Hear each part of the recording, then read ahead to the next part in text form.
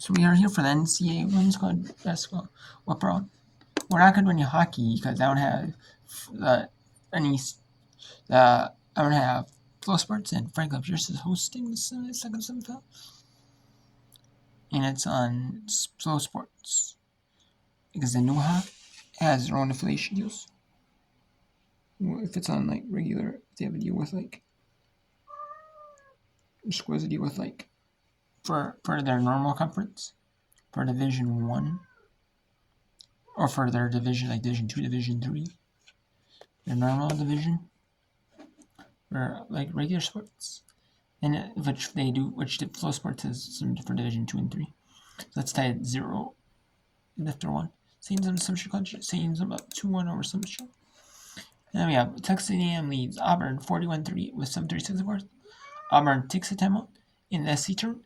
In the Big Ten turn, Illinois 64-54 with 7:30 in the fourth. 4:12 in the fourth. Lafayette 62-53 in Colgate. 4:12 to go on that one. After 3, American University 44 in Lehigh. Army 50-40 but now 2-3-20 in the fourth. 5:10 in the fourth. Holy Cross down 3 to Austin University 51-48. 52-50 at Massachusetts up on Akron. But Akron at 29-19 third quarter. So they were up 10. And that put them down 50-46 to start the fourth. Massachusetts lead. Arizona State has a 1-point lead, 29-28 over Arizona in the Phillips 62 tournament first round. Ohio 27-25 over Eastern Michigan. Well, Central Michigan 40-30 over Bowling Green at halftime. Robert Morris falls is down 1 to Purdue Fort Wayne in the Barbasol Rising League Championship first round, 21-20. 23-21 Northern Kentucky over IU Nimbus. Cleveland State down 8 to Oakland, 23-15. Youngstown State 26-25 Wright State. Navy up 36-22 in the Miami Health 23-10 on Kent State. Northern Illinois 18-17 on Buffalo. Toledo up 29-10 on 25-10, excuse me, I said 29-10, 25-10. Western Michigan. It's also UTSA just got underway. And at Eastern we have Detroit Mercy, which is 8 Eastern, 7 local time.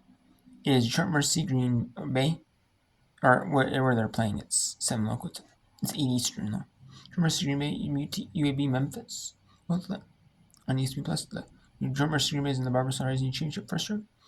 SC Network 8-3 Eastern has Missouri at Alabama. Missouri against Alabama. Purdue against Oregon, Big Ten tournament 8-3 Eastern. And then UCF against Kansas at 9 Eastern on ESPN Plus. And 9:30 Eastern, 6:30 p.m. local time in Las Vegas. Boise at UNLV. And then Omaha defeating North Dakota 49-3. Number 17 Kentucky 94-64 Arkansas. And I already mentioned that, but something I didn't mention was BYU defeat Houston 66. St. Louis 68-64. Louisiana Monroe 79-63 over Louisiana. In Louisiana Monroe advances to the third round against Southern Miss. Indiana 72-69 in Nebraska. S. Arizona 64-49 UT Georgia Tech 72-60 over Florida State. And South Carolina State 60-40 over Presbyterian. South Carolina State takes on High Point tomorrow. So let's go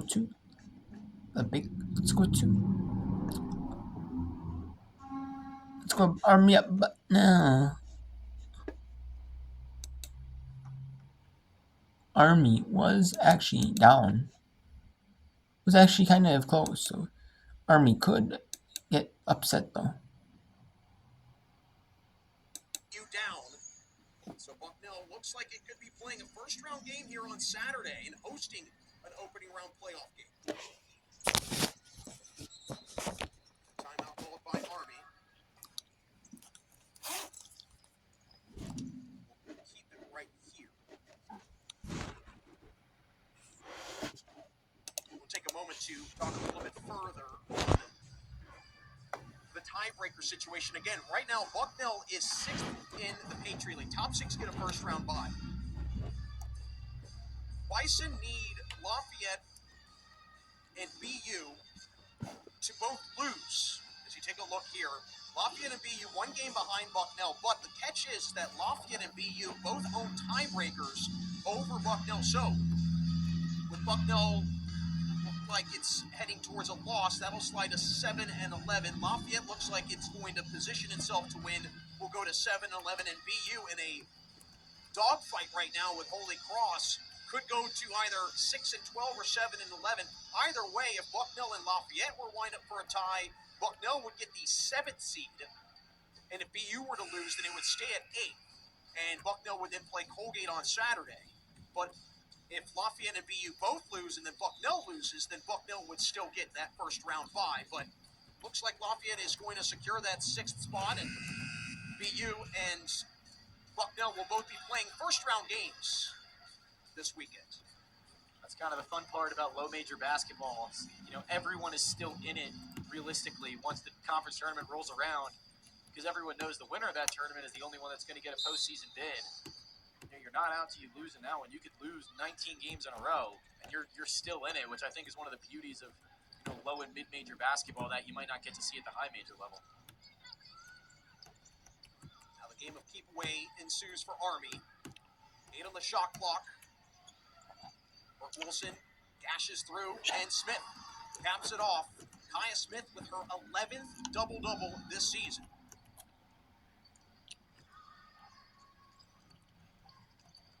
Richards, free throws. Get to see Kayla Richards tonight. Kind of one of those energy pieces for Bucknell. She gets so low to the ground so quick. Coach Woodruff spoke very highly of Richards at the start of the season as well.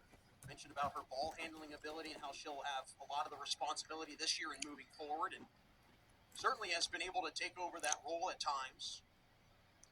Had some turnover struggles early in the year, but really picked that up as the season progressed. She just gets better and better over her next 3 seasons in Lewisburg. Going to be a really productive backcourt piece. Inside of a minute, after the missed free throws by Richards,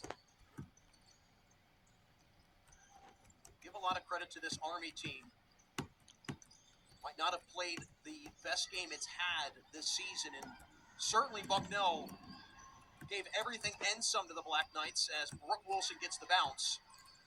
But really, Hewitt, just felt like there were a couple possessions that Bucknell got some great looks, just iron was simply not on the Bison side tonight. Yeah, I thought Bucknell did a fantastic job of keeping it weathered. Kept Army within single digits, and then you get the fourth quarter, 2 of 12 from the field. Bucknell's going to end it up, was at least 40% from the field in every quarter tonight. 18.2, or apologies.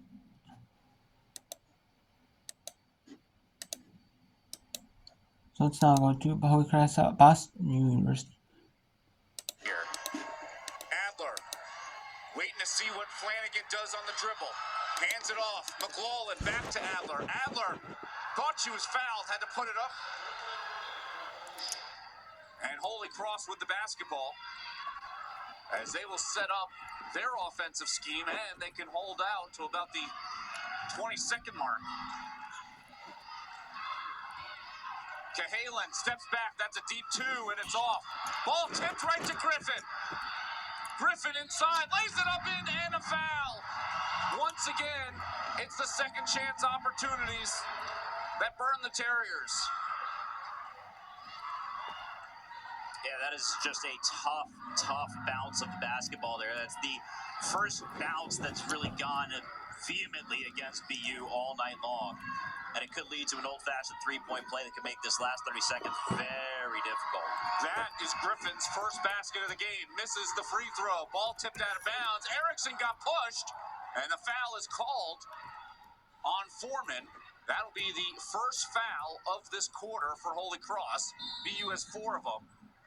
And the Terriers will take a timeout here with 28.3 seconds to go to set something up. It's a 4-point game. You don't necessarily have to go for 3 here, but you're also going up against Holy Cross, who has missed 1 free throw in this game. That was the last one coming from Hannah Griffin. Yeah, that's a surprising timeout call there by Coach Graves. I know you can work out your last 28 seconds in just 30 seconds with the timeout because you already used the full one. But I'm surprised they didn't want to save that for if they needed to advance late in the game. You see the drive and scoop and the excitement from the Holy Cross bench. They can sense that they may be 28 seconds away from being potentially the 2 seed in this bracket. They are 5-0 against BU, Lafayette, and Colgate, who are the 3 teams that they would potentially play on Monday in the second round. It would make them 14-4 in the Patriot League. Here we go. Terriers with the basketball. Monte Agudo. They switch it. Donnelly comes out. Erickson for 3. No good. Rebound by Donnelly. And a timeout called by Holy Cross to advance the basketball. Now you bring it into the front court. They could go in the back court. It makes it very difficult to chase. And with 17 and a half to go, you're going to have to foul. They're going to have to go back to the line. It's already a 2-possession game. So now you're starting to run the math through. And Holy Cross goes to their full timeout to really draw everything up here. All the last machinations, the 17 and a half. Terriers fought really, really hard, but I think they're going to take a long look at this one. That is one that just got away from them at the end. I mean, the Holy Cross played like the 2 seed, but only in the 4th quarter. And again, if the Terriers were to fall in this game, it would be BU and American on Saturday afternoon here at the Roof. Should the Terriers be able to pull this one out, then you're looking at Bucknell, Lafayette results and seeing where the Terriers would fall, either 7th or 6th as we take a look at some of the scores. Colgate trailing Lafayette. So Lafayette, if they're able to hold on with 39 seconds, they would have dropped the Terriers into the 7th spot no matter what. Lehigh has come all the way back against American after American was up by double figures. Now in the middle of the 4th quarter, Navy all over Loyola, Maryland. They are playoff ready. They are just running away with things right now. And how about the renaissance for the Navy basketball program as a whole? The men's team putting up numbers that haven't been seen since the Admiral was there, and the women's team also winning the conference outright. 21 wins for the women's team. The men's team also with 20-plus wins. It's been a terrific year in Annapolis. 17 and a half seconds to go. Foreman is fouled and will go to the free throw line. She went 2 for 2 earlier. She's a 64% free throw shooter. Terriers, out of everyone, that might be one of the better choices to be able to foul. But again, you're fouling another senior who certainly knows this situation. Won a pair of those Patriot League championships with the Crusaders, has seen it all. Hits the first one with ease. Asmude will come back onto the block now. Again, the Terriers without Anastasia Semenova, so they've been trying to figure out which guards can help right now. Hits both of them. Don't need much help. 16.1. Holy Cross with a 6-point lead. Bella all the way down. Can't get it to go. And that might be the microcosm of this 4th quarter. Terriers foul Cahalan, but BU played so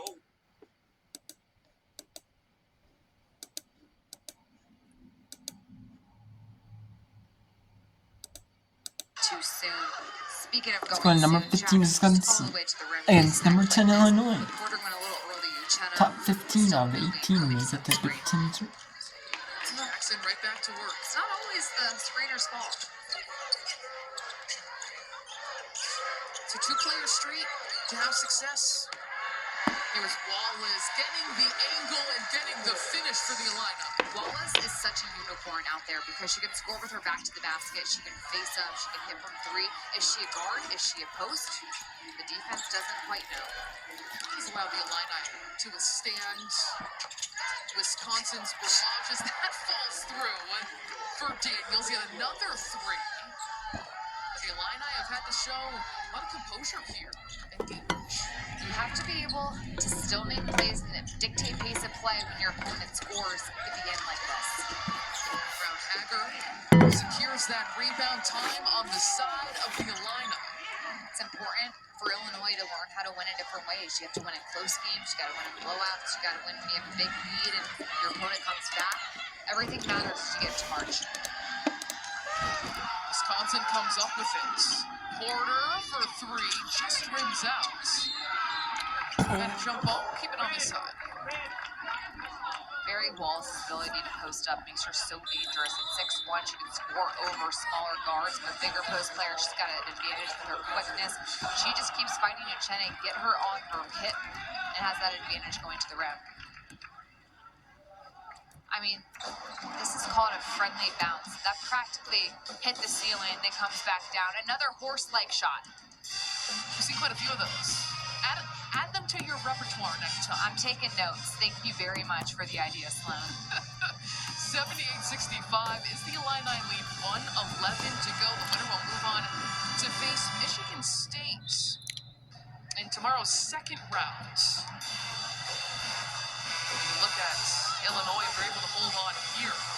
Had a close one against Michigan State all the way back on January 4th, 81-75. The Spartans